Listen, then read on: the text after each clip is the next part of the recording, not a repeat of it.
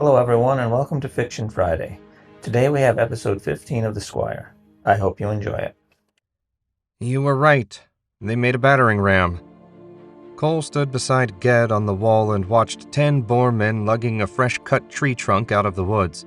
They'd stripped the branches and hacked a rough point at one end. Crude as it looked, with a ton of muscle behind it, the ram would wreak hell on their gate. We'll just have to keep them from reaching it. What?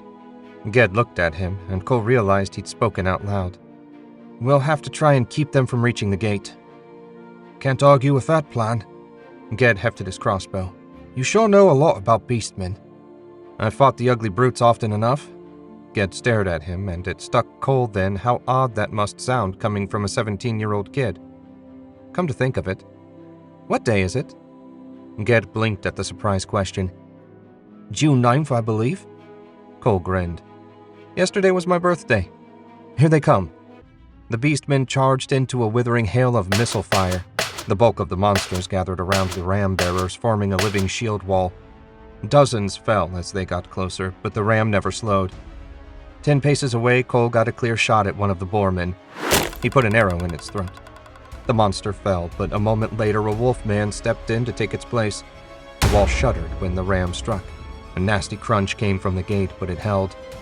The mob of beastmen backed up for another run, still not balked by their losses. Cole estimated they'd killed half the force that came against them.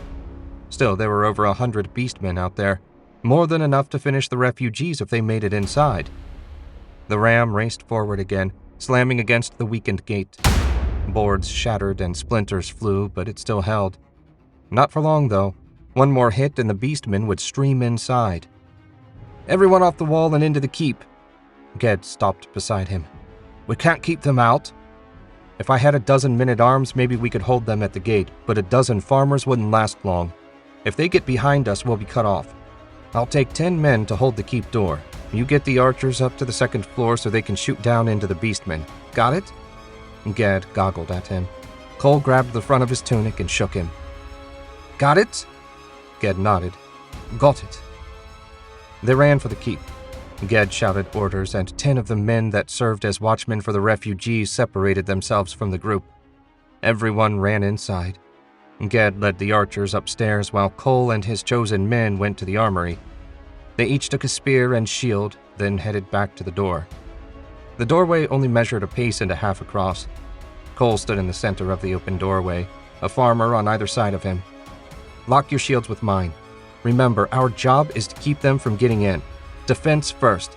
Let the archers focus on killing them. Shouldn't we close the door? One of them asked. I doubt it would survive one hit from that ram. After they smashed it, we'd have to fight amongst the rubble, which would ruin our footing. Don't worry, they'll only be able to come at us 2 at a time. We're going to form the smallest phalanx in history. Second row, form up behind us. When they attack, stab over our heads and into the brutes' faces. We'll stab up into their bellies. If they give a moment's rest, we switch out. Never forget, we hold them here or everyone dies. Not the most inspiring speech, but he thought he did okay for a rookie. Cole hoped they wouldn't break at first contact. If they did, nobody would last long. The gate exploded when the ram hit it for the 3rd time. Snarling, howling beastmen ripped the shattered remains of the gate down and poured through the breach. Cole's grip tightened on his shield and spear. The tap-tap-tap of his neighbor's trembling shield hitting his caught Cole's attention. Steady now. Here they come. The beastmen charged across the yard like a furry tidal wave. Crossbow bolts streaked out into the mass of beastmen, sending the front row to the ground. The ones behind stomped their comrades to bloody mud. Cole braced himself to accept the initial impact. Even so, the force of the wolfman's axe hitting his shield drove him back a step. The shield of the man behind him pressed into his back, stopping his momentum. He regained his balance and stabbed up into the gut of the wolfman that hit him. The brute howled and groped at his punctured stomach. The moment it lowered its hands, the man behind Cole stabbed it in the face. It went down only to have another take its place a heartbeat later. For the longest 5 minutes of his life, Cole butchered anything that stepped in front of him. At last, the beastmen stepped back a few paces, hampered more by the pile of dead monsters than anything. Switch! Cole's line and the line behind him fell back and fresh men stepped into their place. For their part, the Beastmen tossed the bodies of their dead comrades aside so they could get at the humans that blocked them. All the while, the non-stop thunk of the crossbows whittled down their numbers. Cole leaned against the wall and gasped for breath. Perhaps they'd live through this after all. "Cole!" The man in the center of the front line pointed out into the yard.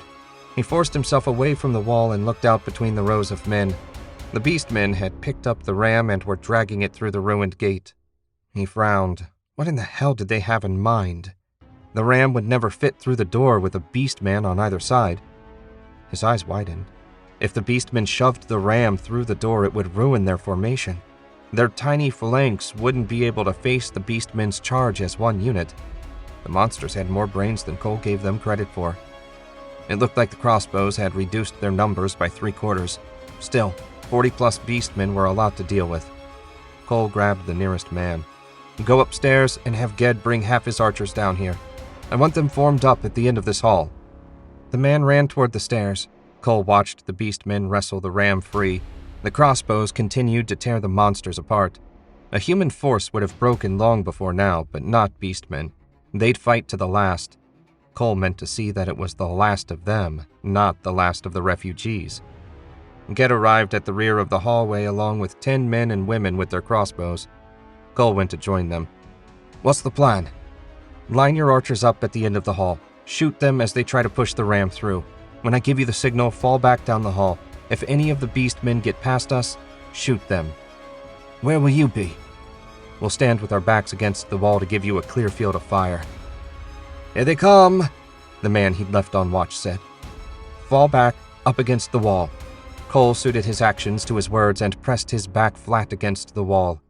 The head of the ram poked through the doorway. Behind it, snarling Beastmen shoved with all their might. Bolts whizzed past Cole's head, a couple coming closer than he liked. About half the shots either stuck in the ram or the doorframe, but a fair bunch punctured the Beastmen out in the yard. When the ram inched past Cole's feet, the Beastmen gave up and charged the doorway. He waited for one last volley to whiz by. "Fall back!" He heard the archers scramble away. A wolfman charged down the ram, a blow from its sword sending one of his people sprawling. The boar man behind raised its spear to impale the fallen farmer. Cole stepped forward and threw his spear. It pierced the boar man through the chest, buying the downed man time to scramble to his feet. With his spear gone, Cole ripped the broadsword from its sheath at his waist. He leapt up on the ram to meet the charging wolfman. The monster swung at his head. Cole ducked and slashed across its stomach, spilling steaming guts on the floor. The wolfman followed his innards down, howling in pain. The farmer finished it with a thrust to the chest. Cole had no time to watch his comrades as another wolfman appeared to take the fallen monster's place. He fought one beastman after another in a seemingly unending wave of blood and steel. Twice he heard the thunk of crossbows behind him as the archers finished one that slipped past. He couldn't say how long that final battle lasted, but eventually no more monsters appeared to try to kill him. Blood drenched him from head to toe, and his sword felt like it weighed 50 pounds. He looked around and saw 6 of his companions among the dead beastmen on the floor of the hall. He leaned his back against the wall and slid down. It didn't matter that he landed in a puddle of blood. His clothes couldn't get any more soaked. Shoes appeared in Cole's view. He looked up and saw Ged staring down at him. "I've never seen anything like that. How many of them did you kill?" Cole looked back down. "I don't know. Not enough.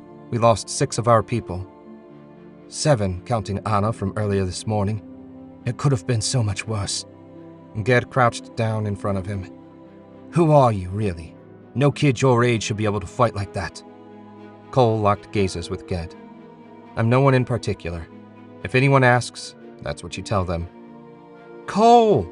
Rain entered the hall, then stopped, her eyes wide. He pushed away from the wall. Somebody should have kept her back. The butcher shop they'd made of the entry hall wasn't anything she needed to see. "Let's get out of here." Her gaze shifted to him, and if anything, her eyes got even wider. "Are you okay?" He nodded. "None of it's mine." "Cole," he turned back toward Ged. "What should we do now?" Cole sighed. How the hell did he get to be in charge? No help for it now. Gather your people along with whatever supplies you plan to take. We need to leave while we can. I recommend you bring the crossbows and as many bolts as you can manage." "Everyone's exhausted," Rain said. "Why don't we rest until morning and start fresh? You can barely stand, much less hike." Cole hated to waste time now that the way forward looked clear, but he couldn't argue with her assessment. He nodded. "Rest until morning. We'll leave at dawn." Cole turned toward the officers' quarters. "Where are you going?" Rain asked. "To stand under the waterfall until I get this blood off." Baron Doric's keep was a welcome sight when the exhausted line of refugees marched up to the gray stone outer wall 4 days after the battle. A 3-story-high tower with arrow slits dotted every few feet and surrounded by a 20-foot-tall outer wall, the keep looked defensible. It also looked empty. He saw no signs of battle. At least the Beastmen hadn't found the place yet. The lack of soldiers manning the walls and the fact that no one had challenged them made Cole nervous. Not the least because he wasn't sure how they'd get the portcullis open if no one was home. Ged marched up to the gate and struck the iron bars with his spear. The clang set Cole's teeth on edge and echoed through the clearing. If any Beastmen lurked in the area, they'd just sounded the dinner bell. "Hey! Anybody in there? We claim right of sanctuary as vassals of Lord Doric." A few minutes later, a timid, sweating fellow in black servant's garb approached the portcullis. "How can I help you?" "Beastmen attacked Rel. We need sanctuary, food, a safe place to sleep." The servant's frown deepened the lines around his mouth. "The master left for the capital weeks ago and took most of the soldiers with him." Cole and Rain exchanged a look. If Baron Doric went to find gold, then he was most likely in a beastman's belly. "We're willing to help defend the keep in exchange for food and shelter," Ged said. The servant nodded. "We have plenty of food and room for you all to sleep. If beastmen are on the rampage, we can use all the help we can get. I'm Edward, the master's butler." The butler spoke to someone out of sight and the portcullis clanked up. Cole allowed himself a moment's relief. Somehow they'd gotten the refugees to relative safety. Now he could focus on getting Rain out of the kingdom. "I'll set the cooks to preparing a meal. You must tell us what's happening. We've had no news since the master left for the capital." "I don't know how much we can tell you." Ged led the others behind Edward toward the keep. "We've been on the run since the Beastmen attacked Rail over a week ago." Cole stopped listening and set his mind to planning their getaway. First thing he needed was a map. They had to have one here. He hadn't gotten far in his planning when Rain tapped him on the shoulder. "What happens now?" "Beyond a hot meal, a bath, and a good night's sleep, I haven't decided. We'll talk more later. Too many ears here." A pair of boys, maybe 16 years old, stood on either side of the gate and tried to look intimidating. They failed spectacularly at it. Their armor didn't fit. The way they held their halberds reminded him of the way Ged and his men held their spears, like farmers more used to a hoe than a weapon, and the acne didn't help either. "They've got children guarding the castle," Rain said as though reading his mind. Cole grinned. "They're only a couple years younger than me." "Maybe in age, but I'd put them about 10 years behind you in experience." "The last week made me feel older. What about you?" She nodded. "How's your arm?" she asked with the air of someone eager to change the subject. "It's fine. It really was just a scratch." The kids opened the door and Edward led them into the keep. "Make yourselves comfortable. Dinner will be in an hour." He bowed to the group and walked away, toward the kitchen, Cole assumed. The dining room waited to the left of the entry hall and Ged led the refugees that way. A long table lined with chairs filled the room. Big as it was, there weren't enough chairs for everyone. Cole pulled out a chair for Rain and she slumped into it. "Rest here. I'll have a look around." Cole left the princess dozing in the hard chair and went across a short hall to the audience chamber. Benches faced a raised platform with a chair on it where the Baron dispensed justice. Behind the throne was a doorway with a bored kid standing next to it. Cole walked over and the kid straightened. "Sorry, this area's off limits." "I need a map," Cole said. "I suspect the war room's back there along with all the information I need. You can come back with me to make sure I won't take anything, but I need to see where we are relative to where I think the Beastmen are." The kid chewed his lip, trying to decide what he should do. Cole sounded like he knew what he was doing, and if anything, this guard looked younger than the two outside. He didn't want to bully him, but he had little time to waste. "Who told you not to let anyone in?" "Master Edward." "Well, there you go. Since I wasn't here when he gave you the order, he couldn't have meant I wasn't allowed inside, right?" "That makes sense." The kid pushed open the door. "I'll wait here." Cole walked through the door and into the war room. A large round table with a scale map of the kingdom dominated the center of the room. Weapons, shields, and banners hung on the walls. A quick look revealed their location lay almost in the center of the kingdom and less than 100 miles from the capital. Cole shook his head. All the walking they'd done, and they'd only traveled a 4-day march from where they started. On a little stand beside the map, he found a variety of markers. He put a black flag on the capital and another on Rel. They had both fallen to the enemy. He put a red flag in the approximate location of the hidden fort to signify a major battle. That summed up what he knew of the enemy's activities. Damn little. He traced the coastline, moving away from Rel and toward Celestia. 30 miles north, he found a fishing village named Pike's Cove. That seemed a likely place to find a ship. Hell, he knew enough to sail a small boat on his own if he needed to. He guessed it would take the two of them 4 days to walk to the village. They'd take a week's worth of food just in case. He suspected he'd find whatever else they needed in the castle with little trouble. Finished with his research and eager for something to eat, Cole left the war room and returned to the dining room.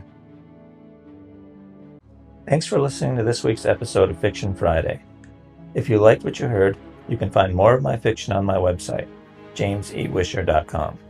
Please consider liking, subscribing, and sharing with anyone else you think might enjoy the show. Until next week, goodbye.